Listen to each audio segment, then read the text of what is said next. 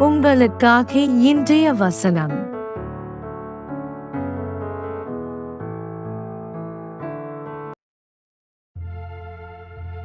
நான் உன்னோடே இருந்து நீ போகிற இடத்திலெல்லாம் உன்னைக் காத்து இந்த தேசத்துக்கு உன்னைத் திரும்பிவரப் பண்ணுவேன். நான் உனக்குச் சொன்னதைச் செய்யுமளவும் உன்னைக் கைவிடுவதில்லை என்றார். ஆதியாகமம் 28 அதிகாரம் 15வது வசனம்.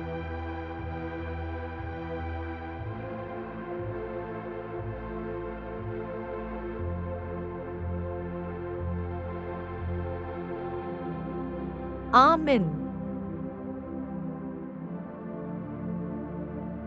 And behold, I am with thee, and will keep thee in all places whither thou goest, and will bring thee again into this land, for I will not leave thee, until I have done that which I have spoken to thee of. Genesis chapter 28 verse 15.